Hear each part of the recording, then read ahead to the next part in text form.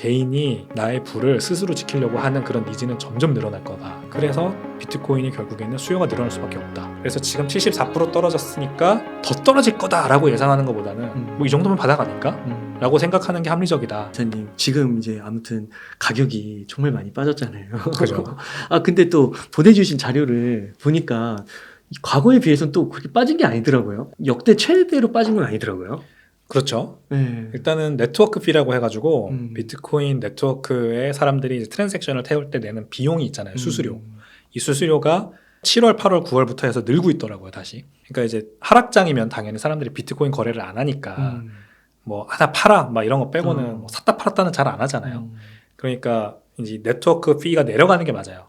근데 비트코인 네트워크 피가 최근에 다시 늘고 있다는 거는 쓰고 있다는 거죠. 그만큼 많은 사람들이 지금 이렇게 횡보하는데도 쓴다는 거는 단순히 트레이딩을 위해서 쓰는 게 아니라 진짜로 뭐 어딘가에 결제를 위해 쓴다거나 그거밖에 없죠. 결제를 위해 쓴다. 그래서 엘살바도르도 도입했고 저 중앙아프리카 공화국도 도입했고 지금 뭐 법정화폐로 도입하지 않더라도 비트코인을 뭔가 이렇게 결제 수단으로 받는 기업들이나 서비스들은 또 많이 있어요. 생기고도 있고. 네, 많이 생기고 있고 이런 것들에 대한 유세지가 늘어나고 있다라고 해석할 수도 있거든요. 그러니까 이 디맨드가 죽지 않았고 일단은 첫 번째로 그래서 지금 이제 비교해 볼 건 뭐냐면 많이 내려갔죠, 그죠? 가격이 한 74% 내려갔을 겁니다. 지난 2021년 11월 전고점 대비해서 당시 69,000달러 찍고 지금 계속 내려와서 한 16,000달러에 지금 있거든요. 그러니까 많이 내려온 건 맞는데 2018년 그리고 2015년 요 두 번의 지난 하락장에서 얼마나 떨어졌냐 보니까 지난 하락장에서는 2018년에는 84% 떨어졌고 2015년에는 87% 떨어졌어요. 이건 사실 되게 합리적인 이거 분석이거든요. 왜냐하면 2013년에서 15년 불장 때 가격 상승률이 그 다음 상승률 불장보다 훨씬 높잖아요. 그리고 2017년, 18년도 때 가격 상승률이 지금 2012년 상승량보다는 훨씬 가팔랐고 그러니까 떨어지는 것도 마찬가지로 2015년도와 18년 때 더 가파르게 떨어졌고 이번에는 좀 덜 떨어진다는 게 사실상 맞는 말이죠. 물론 이거를 뭐 개런티 할 수는 없죠. 무슨 일이 발생할지 모르지만 그러면은 정말로 바닥이 더 남아있다고도 볼 수 있겠네요. 뭐 그러니까 이제 제가 말씀드리고 싶은 건 2015년, 18년도에 더 가파르게 올랐으니까 가파르게 떨어진 거고 2022년에는 좀 덜 올랐으니까 좀 덜 내려간 게 맞다. 오히려 그래서 계속 이렇게 변동폭이라는 게 줄어드는 게 맞는 거죠, 사실. 이게 어답션이 늘어나면 늘어날수록. 그래서 지금 74% 떨어졌으니까 더 떨어질 거다라고 예상하는 것보다는 뭐 이 정도면 바닥 아닐까? 라고 생각하는 게 합리적이다. 이 말씀을 드리고 싶었다. 근데 FTX 연계된 곳들이 요즘 뉴스를 보니까 뭐 이것도 블록파인가 뭐 거기도 터진다고 그러고 또 한국에 무슨 뭐 고파인가 뭐 그 맡긴 데도 뭐 터진다고 그러고 막 이러니까 연쇄적으로 쓰러지면 말씀하신 대로 뭐 그렇게 볼 수도 있지만 아직 바닥이 한 10% 남은 거죠. 뭐 그렇죠. 그럴 수도 있죠. 그 사태가 어떻게 번질지는 저도 잘 모르겠습니다. 네, 그렇지 않기만은 뭐 바라고 있을 뿐이죠. 심하게 번지지 않기만. 근데 또 하나 되게 흥미로웠던 자료가 그 BTC를 그 비트코인을 보유하고 있는 홀더 그 수는 증가하고 있다고요. 그러니까요. 그러니까 지금 이제 뭐 이런 사태가 FTX 파산을 비롯해서 여러 가지 사태가 사실 시장을 짓누르고 있지만 비트코인은 1년 이상 장기 보유하고 있는 홀더의 수랑 이들이 가지고 있는 비트코인의 개수가 역대 최고치예요, 지금. 그래요? 네, 역대 최고치를 찍었습니다. 1,300만 지금 BTC를 넘었거든요. 1년 이상 장기 보유자들 가지고 있는 비트코인 수가. 그러면 이걸 뭘 의미하느냐? 그러니까 이 사람들이 한 지금 52% 정도 돼요. 전체 비트코인 홀더들 중에 한 52% 정도 되는데 이게 이제 지난 2018년과 2015년에는 더 적었어요. 40몇 프로 이 정도.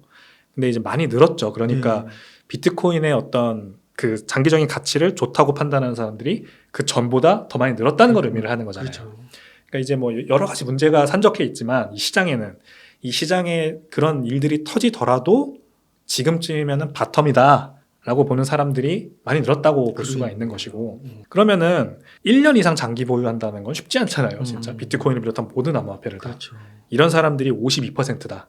이 사람들이 지금 사고 있다, 축적하고 있다라는 말은 이게 결국 바닥 가격이 된다는 말이에요. 이 사람들은 팔지 않을 거 아니에요. 그러니까요. 바닥 가격이 형성되는 것이고 결국에는 뭐 더 내려갔다 올라올 수는 있지만 이 바닥가를 기준으로 올라간다는 얘기죠. 그렇죠. 언젠가는. 그리고 이 사람들은 또 새로운 올타임 하이를 딱 찍었을 때 팔겠죠. 이때 사는 사람들이 이제 지금 팔고 나간 사람들이겠죠. 그리고 이 바꿔서 항상 역으로 생각할 줄 알아야 돼요. 지금 가격 막 내려가고 어떻게 될지 몰라, 불안해, 이러고 안 사는 사람들이 나중에 다시 고점 찍을 때 지금 산 사람들한테 사주는 꼴이 된다, 결국에는. 그러니까 지금 한번 좀 고래들처럼 생각을 해보면 어떨까. 그러니까 이게 참 그 홀더 수가 1년 보유 홀더 수가 역대 최고치라는 거는 진짜 말씀하신 대로 더 떨어질 거라 예상하면은 붙들고 있지 않겠죠. 그렇죠. 근데 붙들고 있다라는 게 참 의미심장하네요. 맞아요. 예. 그리고 또 어떻게 보면 여기서 떨어져도 아까 역대 뭐 85% 정도라고 한다고 하면 뭐 한 10% 정도 더 떨어지는 건데 위로는 사실 뭐 더 올라갈 수도 있는 거잖아요. 훨씬 더 많이. 업사이드는 사실 뭐 무한대죠. 어떻게 될지 모르죠. 그럼 적당히 분할 매매해도 괜찮을 것 같고요. 맞습니다. 아, 그렇군요. 그러면요, 이사님, 지금 시점에서 장이 이렇게 나쁜데 좀 언제쯤 이렇게 회복이 될 거라고 예상을 좀 해보신다면? 비트코인 가격도 매크로 경제와 상당히 밀접하게 연관이 돼 있잖아요. 근데 지금 많이 떨어지긴 했어요. 한때는 뭐 90%까지 나스닥 지수와 동조를 하다가 지금 최근에 자료를 보니까 50% 수준으로 많이 내려왔더라고요. 근데 이것도 2018년, 2015년장과 상당히 다른 부분인데 2015년 하락장, 2018년 하락장에는 그 상관계수도 굉장히 낮았고 30% 밑으로 나스닥과 비트코인 가격의 상관계수가 30% 밑이었고 상관없이 움직인 거예요? 상관없이 움직인 거예요. 상관없이 움직이면서 하락장을 겪은 거였어요. 그러니까 이걸 해석하자면 하던 사람들만 했고 하던 사람들이 빠져나갔다. 그러니까 거시경제와 상관이 없이 움직인 거죠. 근데 지금은 상관계수가 90%까지 올라갔다가 이 연준이 기준금리 올리면서 같이 빠졌잖아요. 주식시장이랑. 지금은 이제 조금 디커플링이 나고 있긴 하지만 여전히 50%. 그러면은 상관성은 있는 거고 역시 거시경제적인 문제가 좀 해소되면 주식시장하고 같이 올라가겠다는 말이죠. 그 매크로 얘기부터 드려보면 매크로는 저는 뭐 얼마 남지 않았다고 생각합니다. 그러니까 지금 이제 연준의 피벗도 곧 올 것 같고 연준의 피벗과 상관없이 주식시장의 반등도 곧 올 것 같아요. 주도주가 나올 것 같아요. 그 주도주가 나와주면 이제 사실 거시경제 상황과는 상관없이 또 주가는 가거든요. 전체 주가 지수는 가거든요. 연준이 결국에는 75%씩 자이언트 스텝을 하는 걸 조금이라도 줄이거나 아니면 완화하는 기조의 발언만 해도 다시 도비시 사인으로 이제 해석돼가지고 시장은 다시 좀 활기를 띨 것 같아요, 저는. 그러면 비트코인 가격도 다시 갈 수 있죠. 그게 이제 매크로적인 측면이고, 뭐 그렇다고 제가 당장 뭐 몇 개월 이내 이렇게까지는 생각하는 건 아니고, 내년을 한번 봐야 될 것 같아요. 내년을 보고, 지금 이제 아까 웅달님과도 잠깐 얘기 나눴지만, 배터리, 뭐 자율주행차, 전기차 자율주행차, 그리고 뭐 바이오, 그 다음에 발전, 그 석유 시대의 종말을 고하는 어떤 그런 발전, 친환경 발전, 그런 신기술, 그런 것들의 어떤 주도주가 나와주고 신기술을 굉장히 매스 어덥션을 이끌어내는 그런 어떤 큰 회사 하나 나와주면 그것 때문에 주가 지수는 가요. 그때 비트코인이 큰 역할을 할 거예요. 이제 금융이라는 섹터가 금융에서 주도주가 나올 수 있을까요? 힘들 것 같은데요. 그죠? 금융은 개혁되기가 어려운 산업이거든요. 근데 그 금융산업이 그래서 개혁되면 굉장히 엄청난 변혁이 예상되지 않습니까? 그렇기 때문에.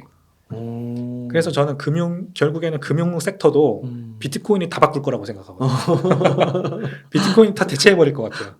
지금 있는 그런 많은 뭐 은행, 그리고 그 은행 베이스의 인프라를 이용하고 있는 핀테크, 이런 것들이 비트코인으로 많이 넘어오거나 비트코인의 새로운 플레이어들이 이들을 잠식하는, 이렇게 될 거라고 저는 봐요. 그러니까 비트코인도 그런 주식시장의 하나의 종목이라고 생각하면 업사이드 포텐셜이 엄청난 거죠. 그렇게 치면. 그래서 그 매크로적인 부분이 하나가 있고, 주도주, 어떤 섹터의 주도주. 근데 금융은 주도주가 없어요. 비트코인이 주도주라고 저는 생각을 해요. 그래서 간다, 이렇게 보는 거죠. 그럼 그 부분에 대한 질문이, 그 미국이 가장 중요시 여기는 것 중에 하나가 달러 패권이라고 하잖아요. 네네. 근데 그렇게 비트코인 뭐 산업이라고 해야 되나, 금융 혁신의 그 중심에 비트코인을 세울 수 있을까요? 계속 견제하고 뭔가 뭐 금 가격 통제하는 것처럼 그런 식으로 비트코인도 통제하거나 누르지 않을까.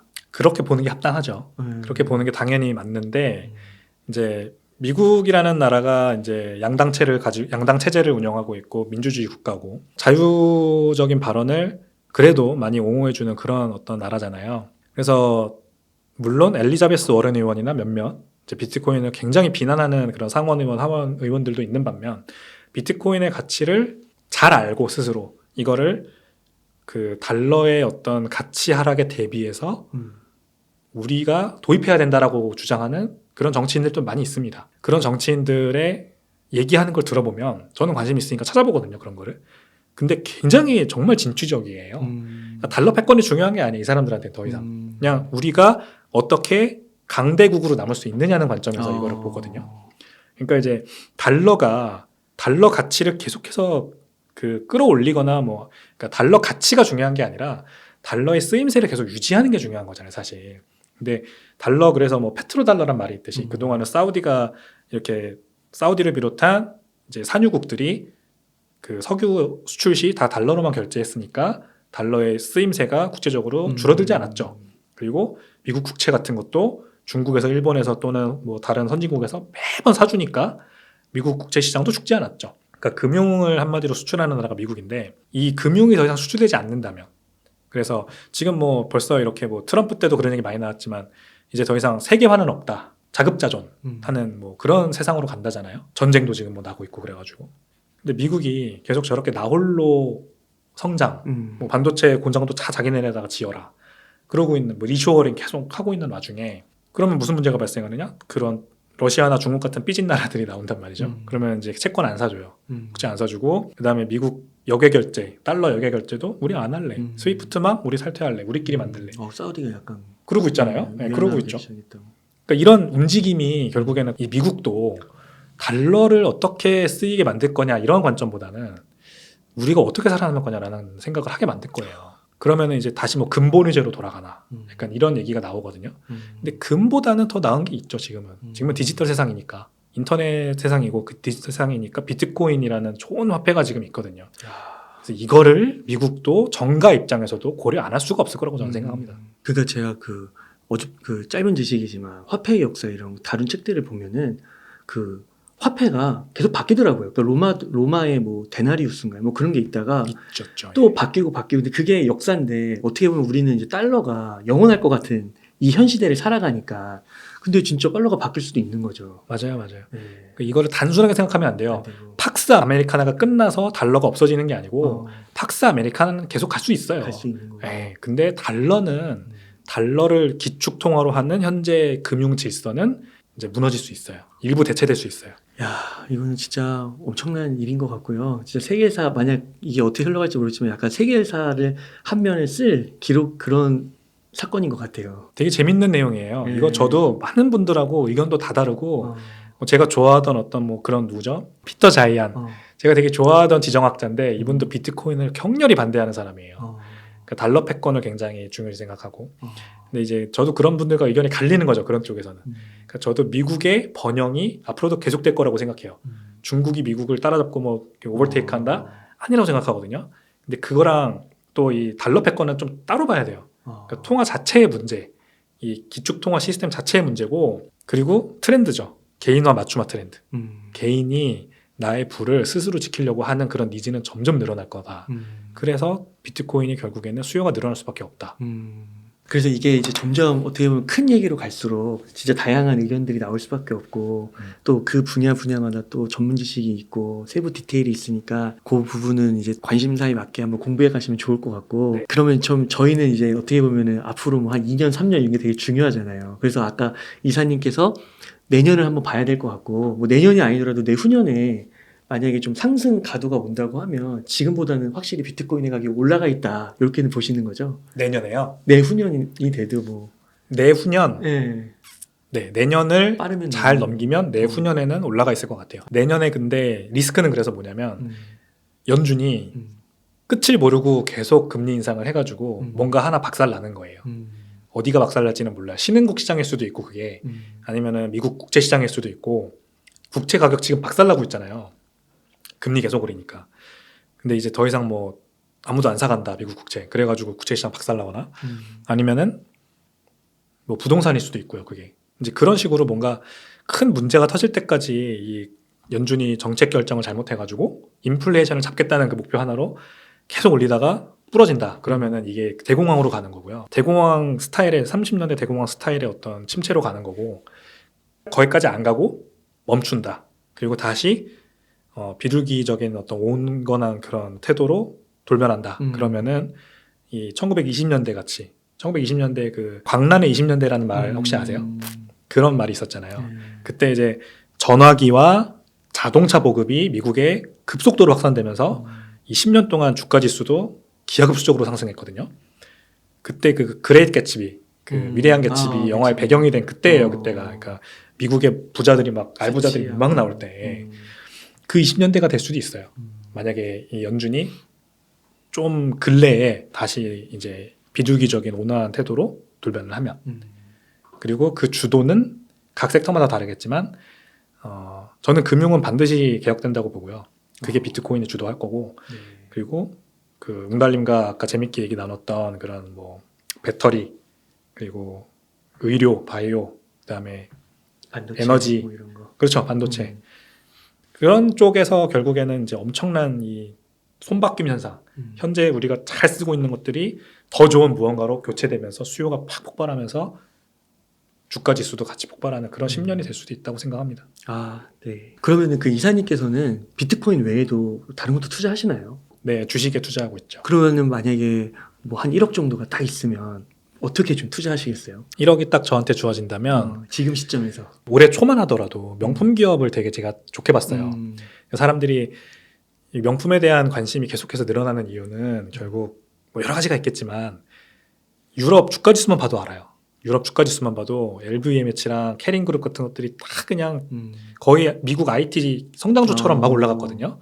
지난 몇 년 동안. 걔네들이 캐리하는 거예요? 걔네들이 캐리하는 거죠. 예.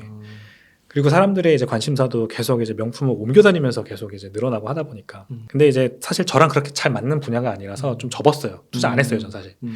저는 역시 좀 기술적인 그런 어떤 기술적인 해자를 만들고 있는 그런 회사에 더 관심이 가고 그런 쪽을 보고 항상 그러다 보니까 역시 AI 기술 같은 것들, 그리고 뭐 반도체나 그런 2차 전지도 마찬가지고 장비 기술 장비 업체들 그런 쪽을 좀 관심 있게 보게 되는데, 그냥 뭐 이거는 말이 길었지만 결국 결과가 되게 좀 썰렁하실 텐데 테슬라 있잖아요. 테슬라를 저는 살 것 같아요. 네. 근데 얼마나 살 거냐? 좀 재밌게 나눠볼게요. 비트코인의 50, 테슬라의 50 이렇게 생각을 하는데 비트코인도 그냥 비트코인을 다 사는 게 아니고 비트코인 채굴기를 저는 살 겁니다. 비트코인 채굴기 사고 싶어요. 저 한 번도 못 사봤거든요. 근데 제가 얼마 전에도 빗썸에다가 리포트를 하나 이제 기고한 게 있어요. 그 내용이 이제 개인용 채굴이 앞으로 늘어날 거다라는 진짜요? 그런 제가 전망을 좀 했습니다. 채굴은 기업이 하는 거로만 우리가 알고 있잖아요. 근데 개인이 집에서 채굴하는 세상이 올 거다. 와. 그래서 저는 실제로 아직 못 해본 사람 입장에서 그걸 빨리 해보는 게 좀 사실 숙제고 소원이고, 그래서 채굴기 사서 채굴기 얼마 정도예요? 지금 작년에 한 대당 9,000불 하던 게 3,000불로 낮아졌어요. 지금 살려면 지금 사야 돼요. 그래서 비트코인도 사고 비트코인 채굴기도 좀 사고 테슬라도 테슬라 주식만 사는 거 아니고 테슬라 자동차도 살 것 같아요. 살 수 있나 근데? 5천만 원으로 못 사나요? 테슬라 자동차는 왜 사세요? 사고 싶, 한번 써보고 싶어서. 써보고 싶어서. 네, 저 못 타봤거든요. 감가상각 그런 거 따지지 않고 우선 써보고 그냥 싶어서. 써보고 싶어요. 아. 이거 느껴보고 싶어요, 진짜. 이거의 미래를 내가 안 사보고 안 써보고 막 이렇게 글로만 보고 논의하는 게 너무나도 좀 이율배반적이잖아요. 그래서 우선 채굴기를 사고 네, 거기서 나오는 비트코인으로 사면 되겠네요. 테슬라 차는. 가능하죠. 네, 그래서 저는 좀 무슨 말씀하시는지 드리는지 아시겠죠? 그냥 주식을 사고 비트코인을 사는 것보다 그것을 뭐 알고 그것의 가치를 더 알 수 있는 무언가를 같이 사보고 싶어요. 예, 좋습니다. 예, 이사님 그러면은 이렇게 해서 전반적으로 좀 질문을 드린 것 같은데 어떻게 또 꼭 전하고 싶은 주제 뭐 이런 게 혹시 있으실까요? 요즘 장이 안 좋고 네. 가격 하락하고 이러니까 뭐 다시는 코인 안 해 이러면서 코인 시장을 떠나시는 분들도 많고 한데 좋아요. 지금 함부로 투자하라는 말씀 저도 못 드려요. 더 내려갈 수도 있기 때문에. 하지만 이제 불확실성이 이렇게 안개가 막 끼고 불확실성이 막 커질 때 그럴 때 정말 공부를 열심히 해가지고 또 확신을 갖는 것도 중요하거든요. 그래서 시장을 잠시 떠나 있는 건 괜찮다. 다만 가만히 있지 말고 뭔가 공부를 해야 된다. 그래서 제 책을 읽는 것도 그 중에 하나 좋은 방법이 될 것 같고요. 암호화폐, 비트코인을 제대로 공부하고 싶다면, 그리고 비트코인과 관련된 유튜브라던가 뭐 국내에서 나오는 리포트 같은 것들도 많이 찾아봤으면 좋겠어요. 그래서 비트코인의 가치를 내가 그냥 평소에 알고 있던 그냥 뭐 이거 뭐 언젠가는 뭐 인터넷에서 쓸 뭐 돈이 되겠지, 언젠가는 뭐 골드, 디지털 골드가 되겠지. 이런 단순한 정도의 지식 말고 좀 확 들어가서 이걸 이제 레비토리라고 표현하거든요, 영어로. 토끼굴에 들어가면은 어디로 나올지 모른대요. 미로 같아가지고 계속 파고들면 파고들수록 새로운 게 나오고 비트코인도 그렇거든요. 그러니까 정말 재밌을 거예요. 그래서 꼭 이 시기에 공부를 하셨으면 좋겠어요. 제대로 파고들어서. 그리고 저도 뭐 트위터나 그 커뮤니티도 운영하시잖아요. 네, 카카오톡 방도 그 운영하고 그것도 계속 모집하시는 괜찮은 거죠? 들어가서. 네네네, 괜찮습니다. 네. 비트코인에 관심 있으면 누구나 들어올 수도 있고요. 다만 이제 참여 코드가 있는데 그거는 제가 뭐 댓글에 남겨놓도록 하겠습니다. 그리고 네, 저희 뭐 트위터 계정도 남겨놓을 테니까 네. 팔로우 하시거나 하면은 공부 재밌게 하실 수 있을 것 같아요. 이렇게 해서 웹 3.0 사용 설명서에 백훈종 이사님을 모시고 이야기를 나눠봤습니다. 긴 시간 동안 유익한 인사이트 많이 나눠주셔서 감사의 말씀드립니다. 오늘 고생 많으셨습니다. 감사합니다.